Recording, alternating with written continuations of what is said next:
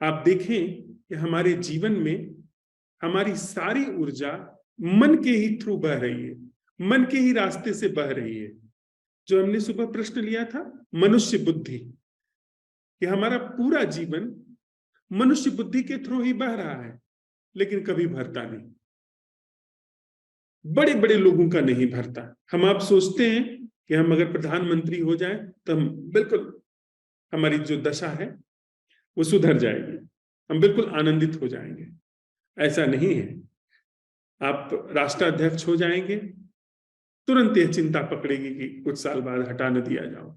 और अगर कुछ आपने ऐसा उपाय कर लिया कि अब आपको अपदस्थ नहीं किया जा सकता है, तो फिर दूसरी चिंता पकड़ेगी, दूसरा खोखलापन पकड़ेगा कि आप राष्ट्राध्यक्ष हैं पर लता मंगेशकर की तरह गा नहीं सकते, आप राष्ट्राध्यक्ष हैं अमिताभ बच्चन की तरह अभिनय नहीं कर सकते, आप राष्ट्राध्यक्ष हैं बिस्मिल्लाह खान की तरह बांसुरी नहीं बजा सकते, आप राष्ट्राध्यक्ष हैं पर नृत्य नहीं कर सकते, भरतनाट्यम नहीं जानते, आप राष्ट्राध्यक्ष हैं एक लाइन कविता नहीं लिख सकते, आप राष्ट्राध्यक्ष हैं आपको कुछ सूत्र याद नहीं हो सकते। तो 100 तरीके और खोखलेपन, जैसे जैसे पात्र भरेगा वैसे वैसे पाया जाएगा। जो चीज डाली गई वो तो गायब हो गई, आप राष्ट्राध्यक्ष हो गए, वो चीज गायब हो गई। बाकी चीजें, बाकी बर्तन अभी भी खाली, जिन कारणों से खाली है वो चीजें दिखने लगेंगी। तो सारा का सारा हमारा जीवन इसी तरह से ऐसी जगह पे ऊर्जा के अपव्यय में जाता है जो ऊर्जा कभी भी उपयोग में नहीं आती। हम सोचते हैं कि परिवार में हम रह रहे हैं तो योजनाएं चल रही हैं, सारे हर परिवार के हर व्यक्ति के अंदर, वो नौकरी पेशे वाला हो या किसान हो, व्यापारी हो, कोई भी व्यक्ति हो, उसके अंदर योजना चल रही है।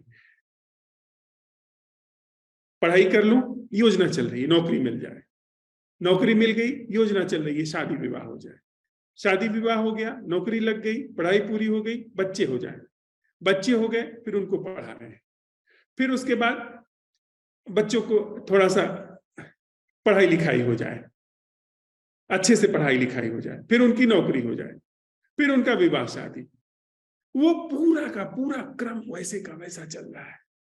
मतलब पूरी ऊर्जा मनुष्य बुद्धि में बह रही है, मनुष्य पूरा जीवन, पूरी जीवन ऊर्जा मनुष्य बुद्धि के माध्यम से बह रही है। हमारे अंदर जो बुद्धि है इसके माध्यम से बह रही है, और जीवन में कहीं कुछ फलता फूलता हुआ नहीं दिखाई पड़ता है। यह हमारी आपकी दशा है। आप देखें, हम आप साथ साथ चल रहे हैं। विचार ऊर्जा है। जिस क्षण आप कुछ देखते हैं और देख करके आपने, जिस क्षण कुछ दिखाई पड़ता है और दिखाई पड़ने के साथ साथ उसका नामकरण हो जाता है, ऊर्जा का व्यय हो गया। ऊर्जा ने एक गति पकड़ ली, एक मोमेंटम पकड़ लिया, नामकरण हुआ, फिर उस नामकरण के साथ कुछ और आएगा। आपने एक पेड़ देखा, उस एक चीज देखी जिसका नाम आपने दिया पेड़ है, पेड़ नाम आया, उसके पीछे पेड़ नामकरण में ऊर्जा का थोड़ा सा व्यय हुआ, उसके पीछे फिर वो किस प्रजाति का पेड़ है, नीम का पेड़ है, फिर उसके पीछे आया अच्छा मेरे घर में नीम का पेड़ लगा हुआ है आंगन में, फिर उसके पीछे उसके नीचे मेरी माँ रोज दिया जलाती है। मोमेंटम शुरू हो गया, ऊर्जा का अपव्यय शुरू हो गया। आपके पास ऊर्जा अपार है लेकिन उसका अथाह अपव्यय भी है। जितनी ज्यादा ऊर्जा होती है उतना ज्यादा आप विचार करते हैं, और विचार करते करते फिर ऊर्जा धीरे धीरे उसी रास्ते से गुजरते गुजरते फिर वो रास्ते थकने लगते हैं, फिर आप थक जाते हैं या विह्वल हो जाते हैं, तो अब आप शराब पीते हैं, नशे करते हैं या मनोरंजन के साधन ढूंढते हैं।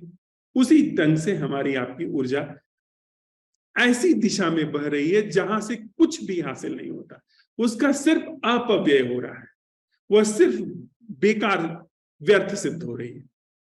उस ऊर्जा से कभी भी हमारे जीवन में कुछ भी पुष्पित पल्लवित नहीं हुआ है। और ऊर्जा के इस ढंग के अपव्यय के अलावा हमने जीवन को सिर्फ इस अपव्यय में ही जाना है। इसके अलावा हमने जीवन को जाना ही नहीं है। और जब इस तरह के अपव्यय को हम जीवन जाने बैठे हैं, तो उसका सम्यक रूप से कहीं पर व्यय होना, उसका सम्यक रूप से खर्च होने पर क्या वहां पर प्रस्फुटित होगा, क्या खिलेगा, यह हमारे ख्याल में ही नहीं है, यह हमारे बोध में ही नहीं है। और फिर अगर इस अपव्यय में बहती हुई ऊर्जा का जो प्रवाह है उससे जीवन दुख से भर जाए, चिंता से भर जाए, तो उसमें आश्चर्य क्या? इसमें